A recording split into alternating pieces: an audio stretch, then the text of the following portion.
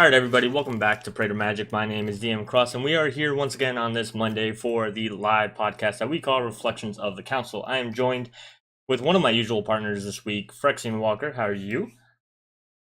Doing well. Alright, and then of course, as you guys can see from the screen, and for those of you in audio land, you're about to hear their voices, we have two very special guests. We have the owners of cardsphere.com, Ted and Efren. Hey guys, how are you? Pretty good. Thanks a lot for Great. having us on, guys. Awesome. We're excited to have you guys here because we love guests. To be honest with you, we've had a couple guests in the past, and they've always been my personal favorite. Some of my personal favorite episodes because we get to hear very different personalities and perspectives on different topics. And like we did with our previous guests, for those of you who follow the podcast, we did ask for Efren and Ted to bring the topic with them. So if you guys want to go ahead and give a quick summarization of what we're going to be talking about, I think you guys it will come better from you than it will from me. Sure.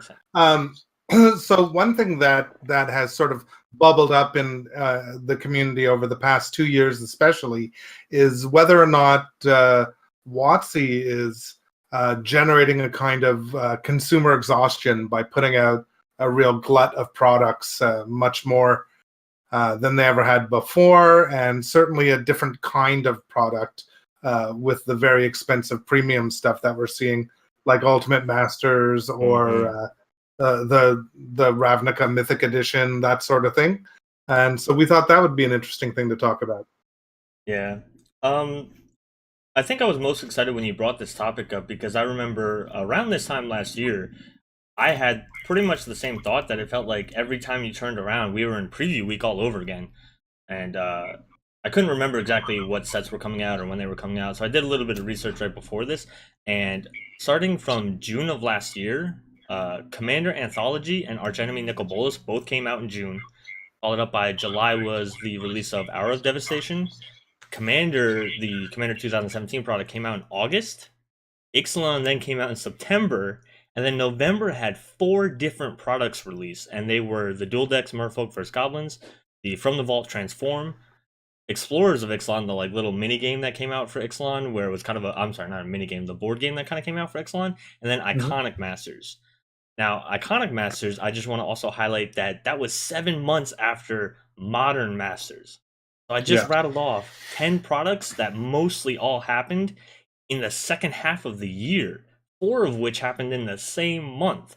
I remember, I think it was Iconic Master Preview Week happened, and I almost forgot it was even happening because we were still hyped up on, I think, whatever the set was coming in January. I forget what it was, but preview season was happening for that, and people were already talking about that. Oh, it was Rivals of Ixalan. That's right. It was happening in January of 2018.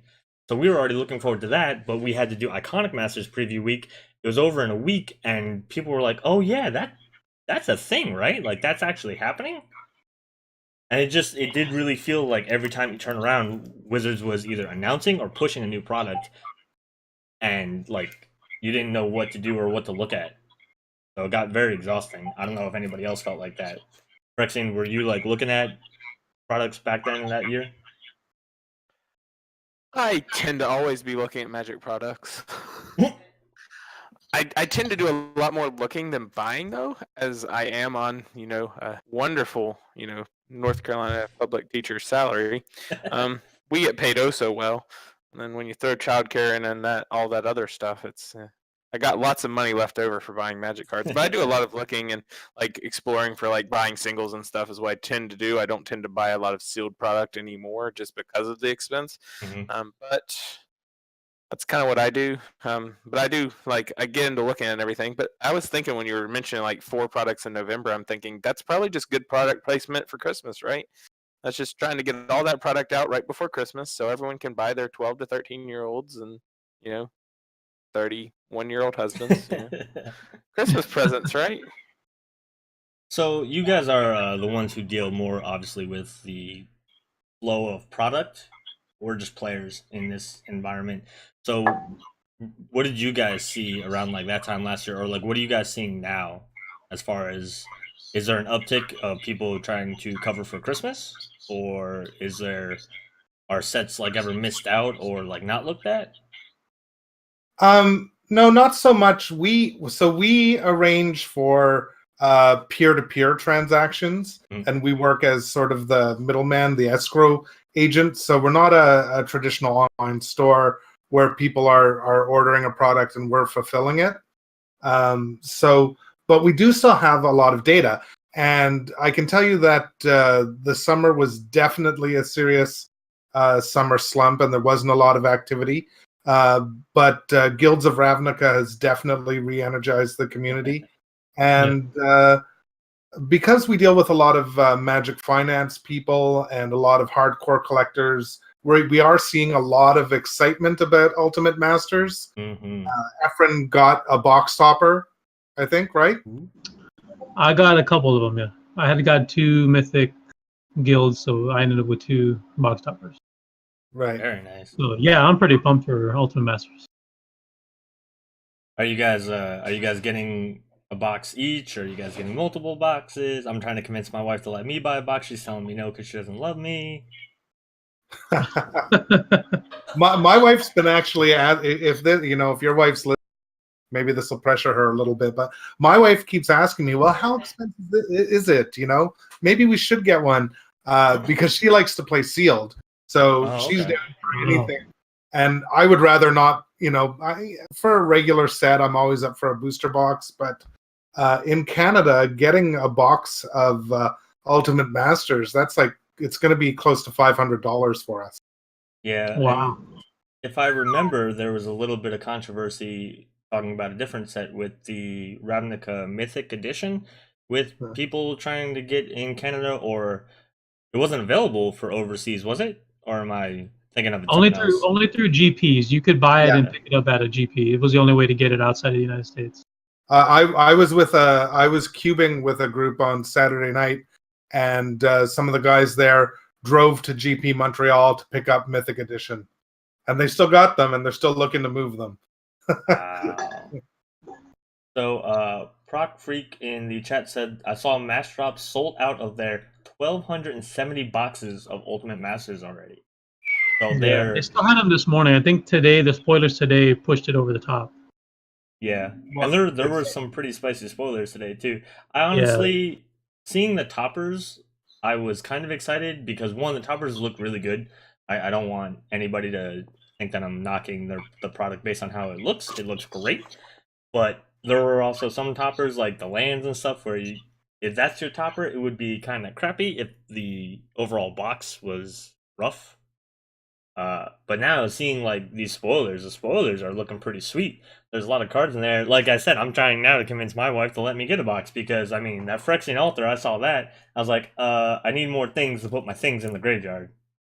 Yep. Which is extra funny because Danielle hates it when I put things in the graveyard. It's fine, it'll be back.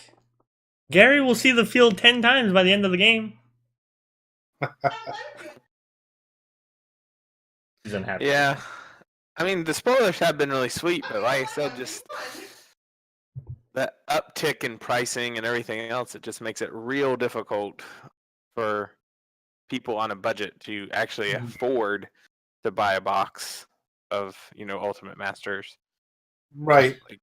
Yeah. I literally cannot condone spending that much of my, monthly budget. Or really, I'd have to figure it into multiple months to actually be able to afford buying it. So it's like yeah, I feel the same way. But you guys, it sounded like you had something. I'm a little bit worried also. I know that the story's kind of out there that the reason they've made this one so sweet is because they're not going to do another. They're going to retire the Masters and not do another one. But I kind of feel like it's a setup, and we're going to hear, well, because the response was so positive that we finally did a Masters set right, we're just going to do it this way. And now we're. Didn't they say after Masters 25 that they're taking a break for a while from Masters? Didn't they say that after? Yeah. And then here it is again, because everyone was saying, they probably won't have one till 2019 or something. Yeah. And you know what? The trajectory of Iconic Masters and Masters 25 into this it almost feels like a setup to to edge the price up, right? Maybe. This one seems really good though. I mean, Iconic and Masters 25 are kind of stinkers. Right. This one seems like one of the better ones, if not the best one.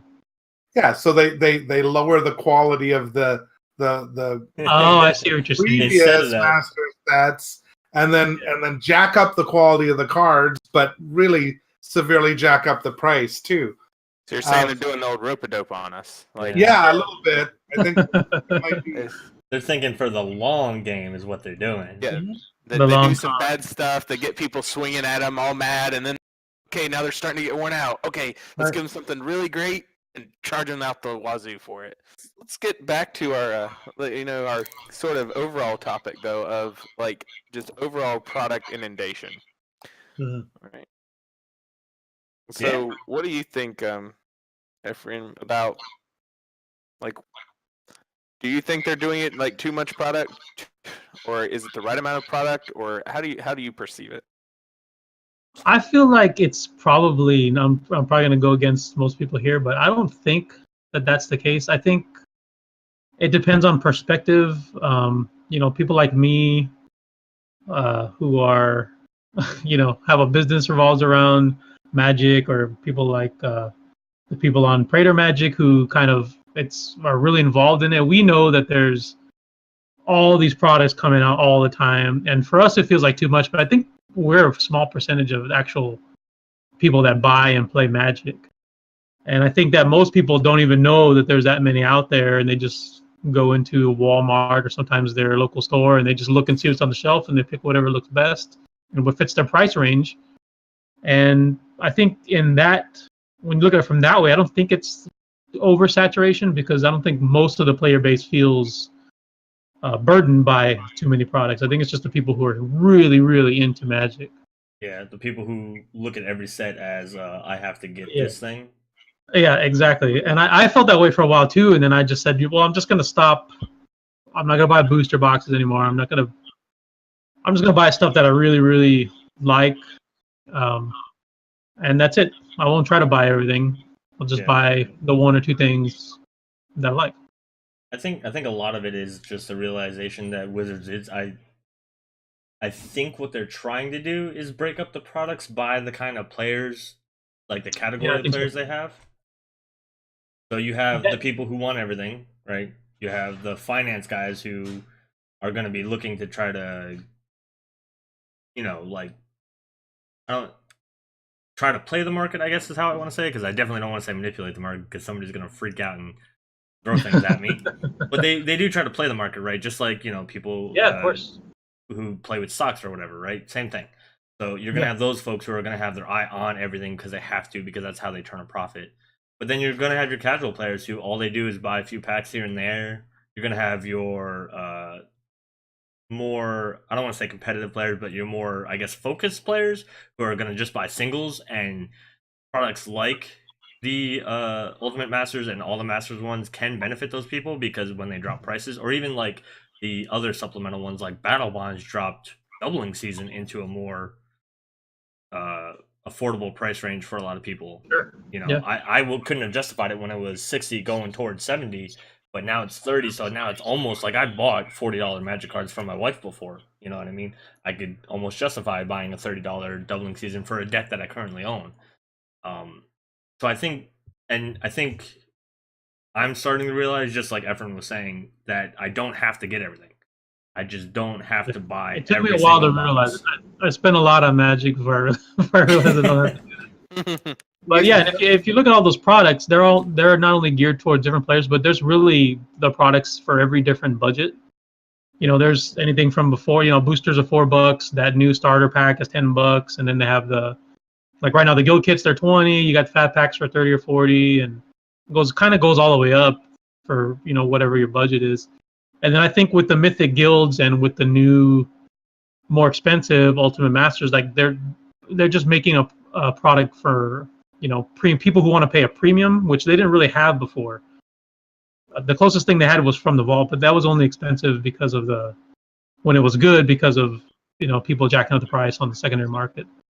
So I think Well- that's really what they're going for with the new direction of these kind of premium sets.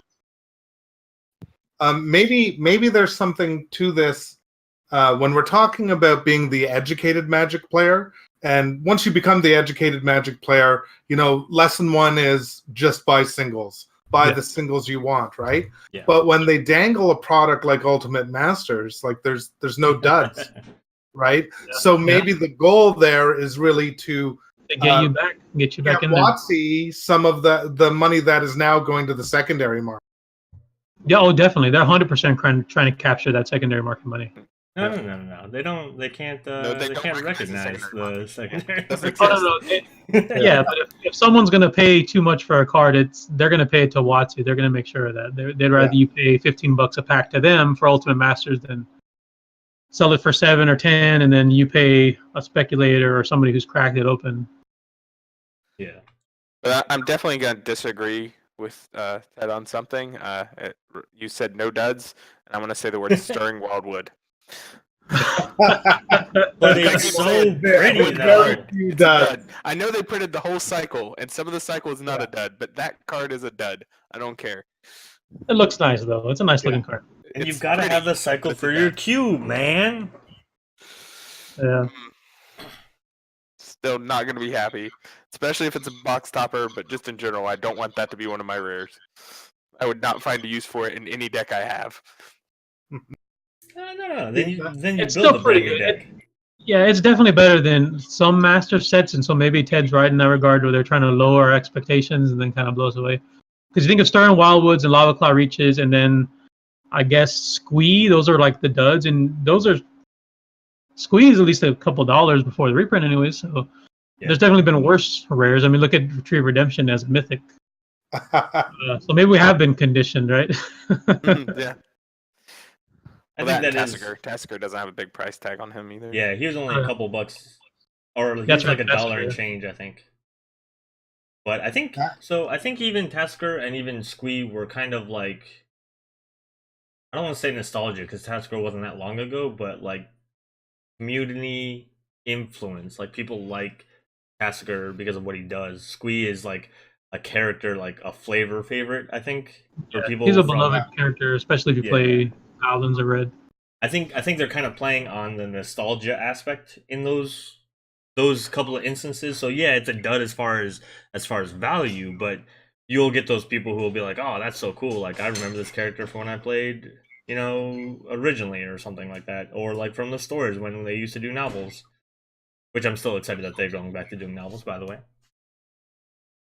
Well, it depends on who's writing the novels. That's true. Right? I'm cautiously optimistic about the Ravnica novel. It's Ravnica, so if they mess up my Ravnica, there might not be a Seth Cross and Praetor Magic anymore. I might just be like, nope, I'm out. I quit. I messed up one of my favorite planes. I'm out of here. I was really worried that Guilds of Ravnica was going to do that because I think like a lot of people, I felt going back for the third shot was a bit soon. And we haven't been able to revisit some of the other popular planes. And I was a little bit worried that Guilds of Ravnica was going to be the equivalent of Battle for Zendikar. Yeah, that's fair. But it's a good set, and I'm playing Standard for the first time in years. So. Oh, what are you playing in Standard? I'm playing Black-Red Punisher. So really? So the deck with the 4 risk factors and the 4 sword diplomacies. Gotcha. Yeah, so I guess I'm a jerk. I know. They get to make a choice. They do it to themselves. Yep. That's funny. So then I guess you're excited for the next set when Rakdos comes out and see if there's anything super spicy in there.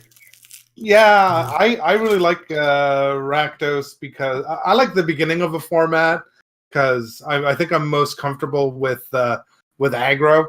Mm-hmm. So. Or at least I'm a good aggro player, whereas I'm a bad control player and a iffy mid-range player. So I'm not very smart. So, Efren, you mentioned earlier that you got a couple of toppers. They were the quote-unquote apology toppers for the Mythic Edition situation. Right. So what toppers did you get, if you don't mind me asking? I got Caracas was the first one I got, and then Engineered Explosives, and then a buddy of mine whom I kind of browbeat into buying the Mythic guilds. He was kind of on the fence, and I said, just buy it, and then you can just sell the Planeswalkers, and then you'll have packs to open, because he likes to drafts and he's like me. He likes to just open packs and then mail out the cards on Cardsphere. So he got it and made some money off the Planeswalker. So when he got his box topper, he insisted that I take it, and I told him no, I didn't want it, and then he just came and left it in my mailbox when I wasn't home. So that one had a reanimated it, so that was cool because I needed that one in foil for my Tesa EDH deck. Nice. Oh, there's nice art on that one. Yeah, it's real nice. It has the Grave Titan coming out of the ground. It's super cool. Yeah, that's cool. Hey, so you said Tesa EDH?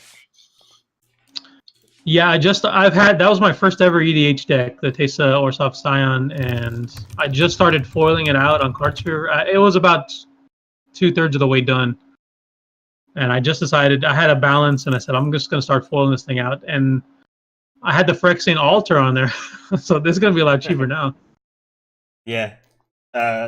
I still, oh man, I gotta find a way to get my hands on a Phyrexian Altar. I don't have one in paper. I only have it online. And then I do ridiculous. I have the non-foil paper, but trying to foil it out. Gotcha. And then the Phyrexian Tower, I don't really like the new art all that much, so I had like an altered border extension one, so I think I'm gonna keep that one in there as my kind of my pimp card. I enjoyed the new art. Unfortunately, Scryfall doesn't have the new art for us to put on the screen. But I don't know. I'm also one of those guys where like the new art's typically so new and shiny and impressive that I kind of like, yeah, that's great. I don't typically try to compare them. Like the old art's fine. I just like the new art as well. I just like the ominous kind of look of the old art. It kind of looks like also like Mordor kind of. So I don't know. I just like it. I like it better. I like You're that. just supporting Tolkien, huh? All right, so let's see. Ed, what are your commander decks? We heard a little bit about Efren's. Right now, I'm gonna get the name wrong if I. Right now, I've only got two. I've got a rune, and I have Dio-chan, Artful Beauty. Yeah, I was trying to make a mono red politics deck, so she's not a popular card. So I'll tell you, she's a 1/1 for 3 in a red, and she taps to destroy target creature of your choice, then destroy target creature of an opponent's choice, and you can only do that before attackers are declared. Interesting. On your turn. It was not a phenomenal success. Well, but I was mono red, so yeah. Hey. I previously had done before the 4-color commanders were released. Mm-hmm. I had done one EDH deck of each color combination that was possible, and had like a battle box of EDH decks. Because my casual play group that I play with, they don't have their own cards. So I buy the boxes for limited. I make the decks for EDH. Awesome. That's why there's that many cards back there. Oh, okay. That's what Yeah, I I do can see too. that. I have a massive box full of just all these commander decks. And when my group gets together, everyone just kind of grabs one. I'm the only one that I think has more than one deck. I got so many of them. It's ridiculous. Okay. Yeah, we have so many cards that at this point, like when people come over and they go through cards, I'm like, oh, can we trade you for this, that, and the other thing? I'm like, no, just please take it. Get the cards off my desk. So I have a desk. My desk is like L-shaped, right? So right here, there is, for those of you who can see me, there's like stacks and stacks and stacks of cards, and that's only my more recent stuff. And then I have a writing desk that I inherited from my great-grandfather, where the entire writing desk is stacks of cards, like stacks like that big, 3 stacks each for a color, all the colors across. If that kind of gives, for those of you who can see again the visual, it's ridiculous. And I Cross asked in the chat, he's like, "Where do you live, DM Cross? I can come help take care of your card problems." I don't know. So you guys were talking before that through CardSphere you have folks sending out cards just as I guess as like tokens of appreciation for like service members and stuff like that. Is that what is that? Did I get the right idea? Well, so we're a peer-to-peer matching service for people to buy, sell, and trade via the mail, and it just happened that very early on, we had some U.S. military members on their bases, and also early on, just maybe 2 or 3 months after we launched, we were on the BAF Draft podcast, which is run off of American Forces Base in Afghanistan. So we have quite a few people, and on CardSphere, we have a bit of a reputation system, or a soft reputation system, with achievements and badges that you can earn, and they're all magic cards. So if you send a card to someone in Canada, you get the card into the north. If you send to someone in Great Britain, you get the Monarch token, and if you send to someone on an American Forces base, you get Rise of Eagles. I like the sending to the UK for the Monarch token. I think that's clever. I appreciate that.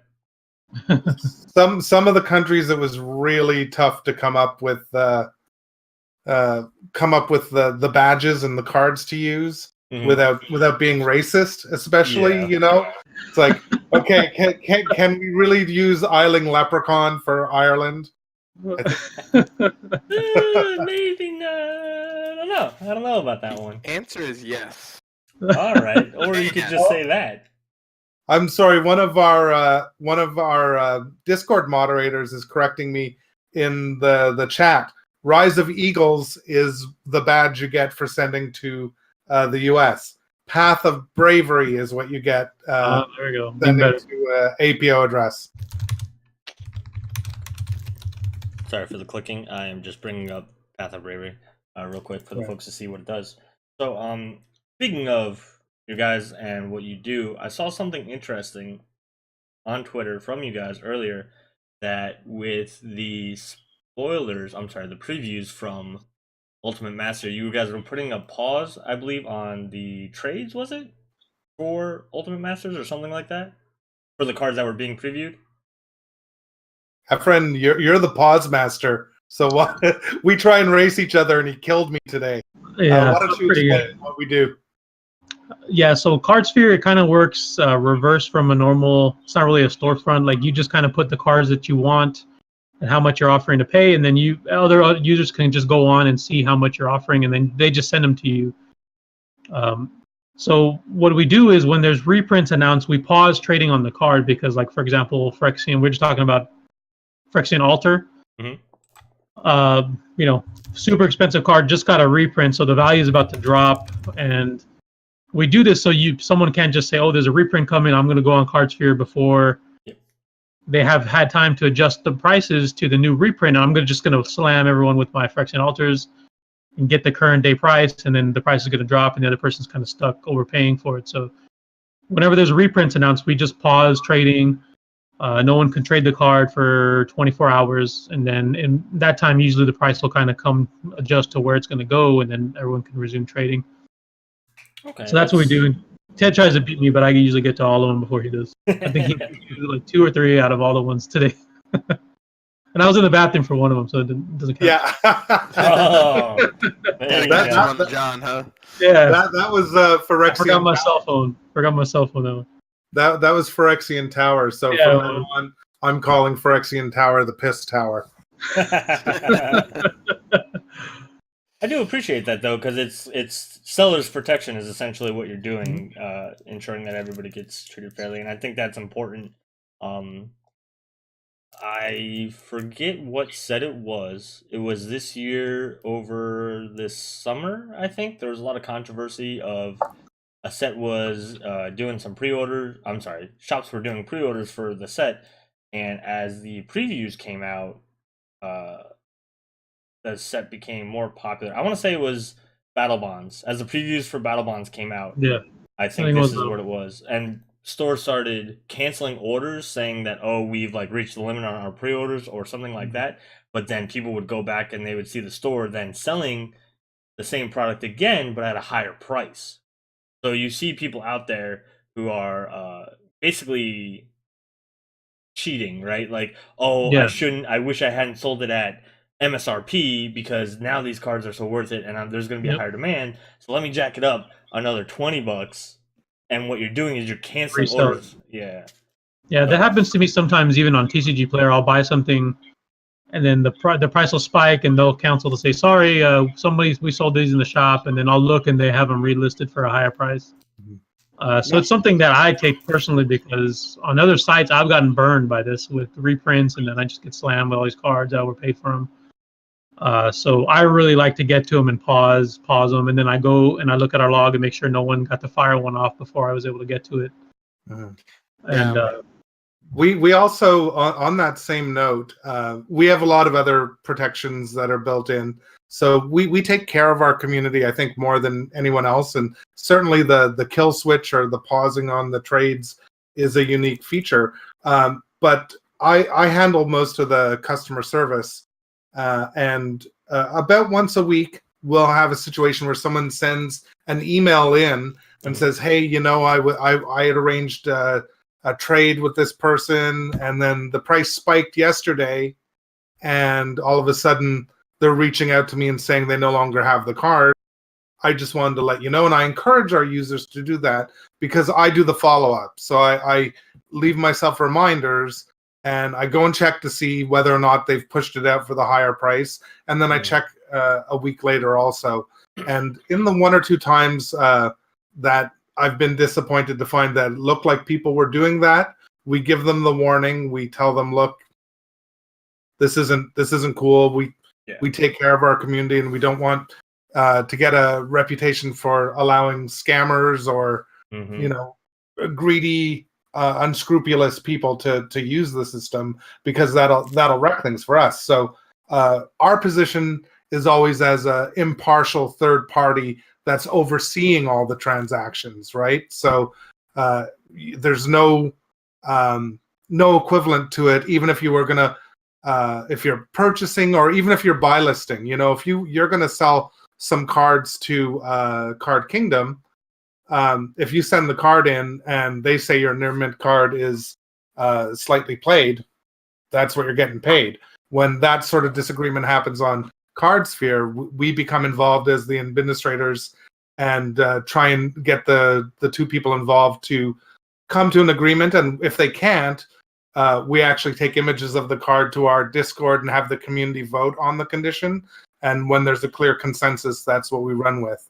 So we have a lot of oversight and protection for the consumers, both on the buying and the selling side.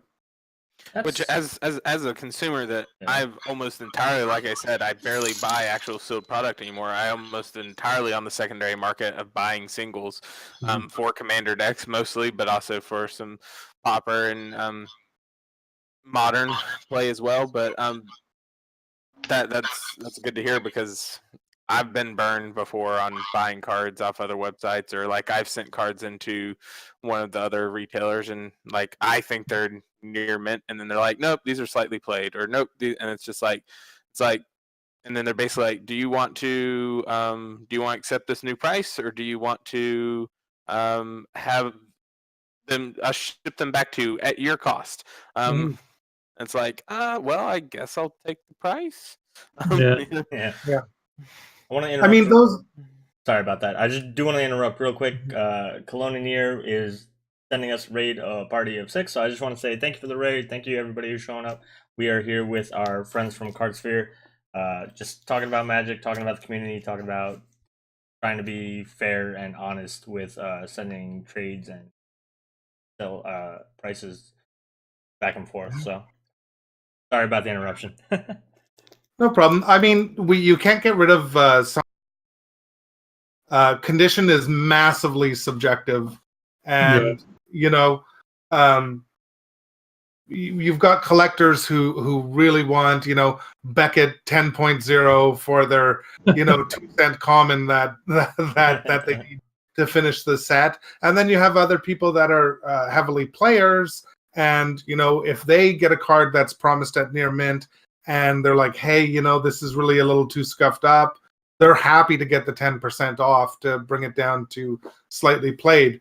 The important thing for us is that we oversee the conversation and make sure everyone's being polite, being cool, and being as fair as possible. Yeah, and I have a lot of respect and admiration for you guys going that extra mile, because you could very honestly just not do that and say that you just supply the platform and then it's kind of up to the people to hash things out. But the fact that you guys get involved and try to encourage that fairness, I wish more people were like-minded in that aspect, so that we would have just a better community where interactions, like, there's a certain fear that at least I have when I'm dealing with another person and it's not an organization, of like trading or even selling, because I don't want to get scammed. I don't want, and like even nowadays, like there's so many I see so many posts and everything about fake cards, for instance, and just like stuff like that. Like, it's scary out there trying to talk to people. So the fact that you guys are going that extra mile is fantastic, and I hope people take your example and run with it. So, Well, thank you. yes. It's part of the reason why we started. It was just we wanted a platform where all these were core values of a place where you can trade cards and feel safe, and not just kind of be abandoned or ignored by the platform. That was a big motivator for us. We had used other trade platforms before, several others, each of us, and Efren and I have another partner named Michael, and he's actually the only developer, and he and I were working together, and we all sort of met online after the collapse of another trade platform, and we just decided, hey, we can do this. And actually, Efren originally was not one of the owners. Efren was our first customer. He was the first person who wasn't an owner to sign up, and he was such a strong supporter for so long that we invited him to join the company as an owner with us. Really, his wife will tell you a little too late. I say that because his wife would, when we finally asked him to join the company, he said, my wife always said, why do you do so much stuff for free for these guys? You're working too hard for them. Yeah, this business with the pausing cards, I was doing that before I was even just because they saw me I would always DM Ted and Michael and say, hey, you got to pause this card because it just got reprinted. So they gave me the ability just to do it myself, and so I was all doing this in my free time. Yeah. But you got in on the ground floor, and now you're here. You started from the bottom, and now you're here. I hate myself now. Yeah, it's the love story. That's awesome. So is CardSphere specifically paper cards only? You guys don't do anything online, or you do? We recently did our first dabbling in sort of a not exclusively paper product, which was the arena codes that were put out. So we allowed for the arena codes to be traded along with the physical card. But what you were purchasing was really the code, and the code had to be unconsumed. And what would you say, Efren? It was a moderate success. It was an interesting experiment. I think for the limited amount of codes that actually existed, I think it was successful. I got each of the Planeswalker deck codes on CardSphere, and I got the sealed event code on CardSphere. But I think really the tell will be if and when they put the unique codes in all the boosters like Pokemon. I think that's when we'll really see people take advantage of it, because I played Pokemon for a while and people like to deal in those codes. Yeah. How do you verify if a code's taken or not? Is there like a site that you could do it? No, they basically so usually when someone receives a card on Sphere, they get a little prompt that says, make sure it's authentic, make sure the condition matches, that sort of thing. With the codes, they have to actually consume the code, right? So they have to go in and put it into Arena, and if it succeeds, then they click accept and the other person gets the money. Oh, okay. Gotcha. Yeah, it's our terms though that you have to be the one that obtained the code originally. So you Yes. have to open the code yourself or get it at a pre-release or wherever. That way, there's no I traded this for someone else and I didn't know that they had used it already. So that's part of our terms that you have to be the one to originally have obtained the code. Okay, that's awesome though. I like that idea. That's pretty cool. Way of adding something, especially for Arena being the new platform, right? That's getting more and more popular. I think and it's good for you guys, I'm sure, as it continues to be more successful. So yeah, we've had people be critical of our support for Arena, actually, really? and well, you know, the disappointing thing is we got some sort of blowback from our most recent sponsorship. We most recently decided to sponsor Pixie Kitten Plays, and she's a new Magic player, and she plays a lot of Arena, and also has just become, you know, the sun in our skies in our Discord also. But she's really awesome, and she makes this super funny content, and people, you know, some people objected to that. And we're like, why are you supporting, you know, Arena content? It's got nothing to do with you. And really, we had I think 4 articles written about Arena by Mr. Lubufu and a few other luminaries in the community. And we think it's great. And, you know, the sort of feedback that we got that was negative, we really think was not so much about Arena. It was more from that sort of section of the community that rankles if women get involved at all, kind of thing. That's exactly what it was. Yeah, I gotcha. Yeah, that's unfortunate. We you know, she didn't let it stop her at all. She just like, thanks for the feedback, and then I went on and gave the guy shit and that sort of thing. Gave him a piece of my mind, and said, look, here's all the support we've had for Arena before. Shut your mouth. Stop being a goof. Yeah. Right.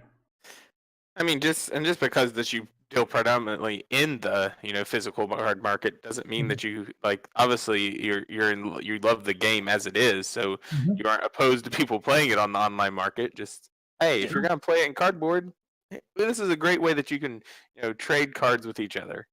Yeah. Magic Duels brought me back to the game. So I played in '94. And that's how I learned. I learned from Duels. I didn't understand Magic before that. and Duels, I mean, Duels was an okay product. Arena's much better. Yeah. I think for even people who would criticize any platform anywhere of like, oh, why are you suddenly doing Arena stuff? That's not what you do, quote unquote. One, I mean, it's your company, so you do whatever you say you do. But 2, Arena's still so new. It's still just recently opened live, like a month and a half ago, maybe 2 months? So, yeah, nobody does anything with Arena yet, and that's the best time to get in on it is when there's not a huge amount of competition already. And plus, I mean, when there's not a lot of established competition, because everybody's going to vie and try to get a piece of that pie once it's open and everything like that. So, for people to criticize you for basically good business practice, it shows their colors and what they're really concerned with very easily. So yeah, I agree. You kind of just, hey, you know what? Thanks for the click because that helps us out, and you're gone. Bye. You know, and that actually takes us back to our topic of the day, because I realize, you know, I'm one of the voices that's saying, you know, I do feel the consumer exhaustion from all the products, but I feel like at Cardsphere we're really actually inspired by the way that WotC does business. I mean, they try new things. They're dedicated to trying new things. I mean, that's been the story for the whole existence of the game, right? Let's see what envelopes we can push next. And Cardsphere is certainly taking that to heart. We look for opportunities that other platforms similar to ours aren't doing, and in fact, our next big feature is going to be a little bit of surprise to people, and I can't say anything about it, but give you a little teaser. It's nothing to do with trading and all about bringing more people into the Cardsphere community. So we're working on something new right now. Ooh, very cryptic. Yeah.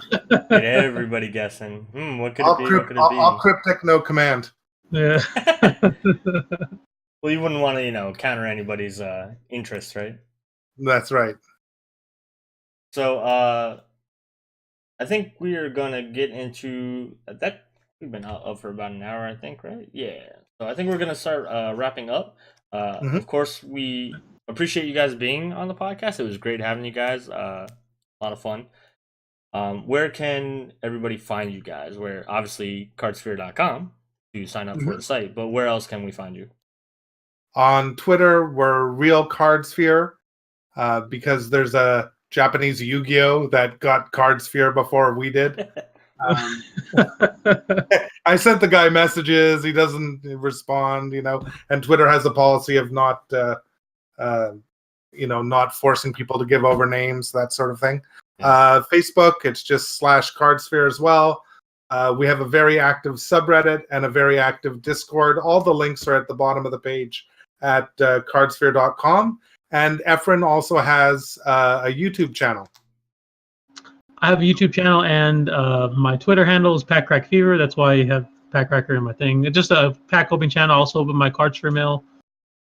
This week I built a new Atali Primal Storm EDH deck that I'm going to use next week when my playroom gets together. So all this week I'm going to be opening the mail.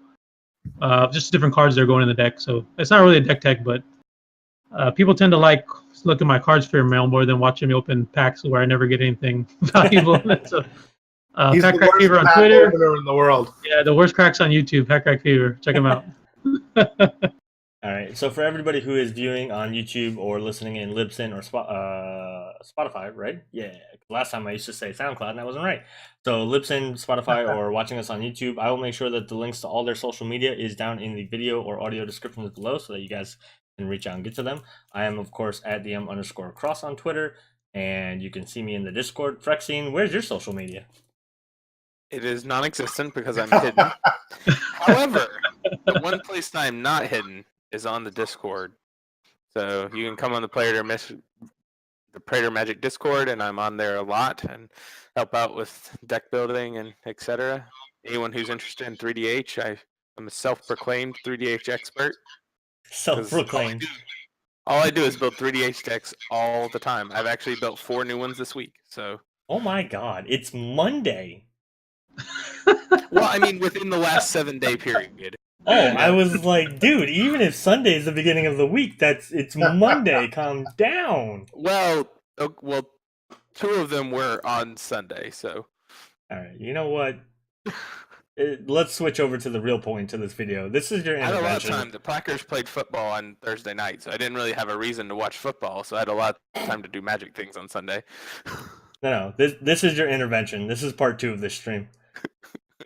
All right, for Praetor Magic, it is facebook.com/PraetorMagic, twitch.tv/PraetorMagic, where you can join us every Monday for these podcasts at 9 o'clock Eastern time. Also Wednesdays and Fridays for 3DH streams, which Frexine is commonly on. Twitter.com/PraetorMagic, and I will put the link to the Discord down below because that is not discord.com/PraetorMagic because Discord's really weird. It doesn't let you customize your URL for some reason. Until next time, guys, does anybody have any closing comments they want to say? Oh, I just want to say thanks for having us on. It was a lot of fun. Yes, thank you. Yeah, and hopefully we'll get you guys on again in the future.